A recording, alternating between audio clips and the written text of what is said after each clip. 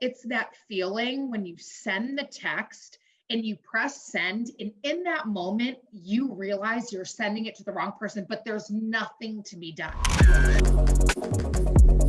Cheers. Cheers. Welcome to another episode of Almost Rich, Almost Famous, Almost Daily. Okay, Betsy, I'm obviously all ready for game day. I thought it was going to be solo here. I've got Voda Box. I've got my Cleveland shirt. And look at you with your Browns hat. Can you believe it? I feel like a proud mom right now. Well, I mean, to be very clear, I really only did this for you because I wanted to shock you. Like when we got on the video, you were going to be like, oh my God, your hat. The first, you didn't say hi. You were like, oh my God, you're wearing a Browns hat. I really wish you would have had it recording right from when we got on this Zoom because I was like, you were shocked. I've never been more proud.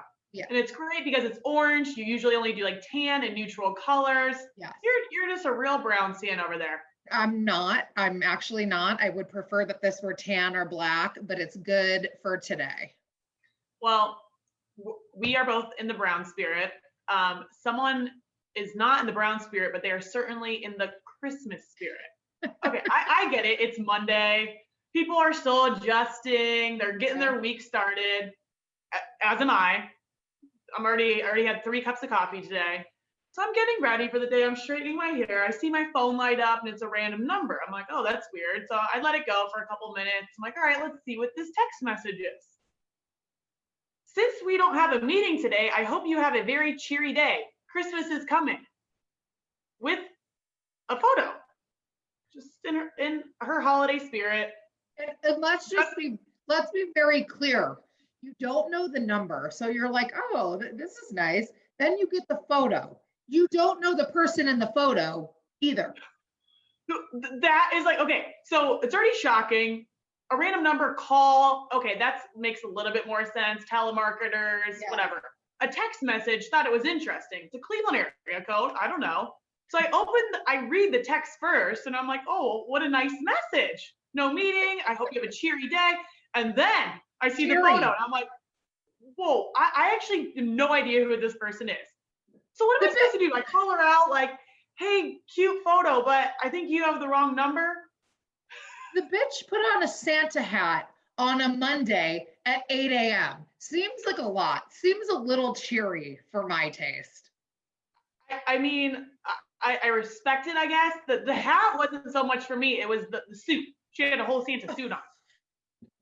And I'm sure whoever she meant to send it would really appreciate it. And I do too, but I just feel it's one of those moments where you're almost embarrassed for someone else and it's not you. And you're like, oh, wow, that like really sucks. I'm embarrassed. Well, so it got me thinking, I have been in that position where I have texted the wrong person and it's the most mortifying experience. Yeah. Have you ever done that? And if you have, please tell me. 1,000,000,000%. I mean, your story, like of your text that you sent to somebody is actually the most horrifying thing. It makes me want to crawl under a table every time we talk about it. You like do need a drink. Yes, it's that feeling when you send the text and you press send, and in that moment, you realize you're sending it to the wrong person, but there's nothing to be done. There's no stopping it. And it happened to me. It was right when I met Sonny. I don't even know if he knows this. It was the most horrifying moment of my life. I thought I was texting my roommate at the time. I was texting him. I was retelling her the story about what happened that night. And I sent it to him. Were there intimate details involved? Oh. I mean, were you speaking highly of him? Yes, but I was very graphic and inappropriate, as you can imagine. And so it went to him and I was like, and he never brought it up, which is the kind of person he is. You know, he just never brought it up ever again. I think this is probably the first time he's ever heard of this 15 years later. So, well, I mean, what a guy. That is actually the nicest thing. Most guys would be not as nice about it and be like, you're a lunatic. Yes. I cannot believe you were sending this to your friend, but at least you're speaking highly of him. So that's good. My experience, not so much. Okay, you have to give I know it's kind of a long story, but give like the brief version because it's the funniest shit in the whole world. Yes, I'm giving a very brief version of this. Okay, so this is a longtime friend, ex-coworker of mine. I don't even really know how to much more to describe that, but let's just say he's a lot. Okay. And people call him names behind his back, but you know, whatever. You're still nice to his face. I know it's not the greatest thing in the world to admit, but it's true. So I had run into him at an Indians game. I was working. We go and say hi to each other. As I leave, I go to text a friend and said, just ran into douchebag, followed by his name. We'll call him Fred. Just ran into douchebag Fred. Blah, blah, blah. I go on. One of those moments, you press send and I see the name. It was him. I sent that text message to him. Heart drops to stomach.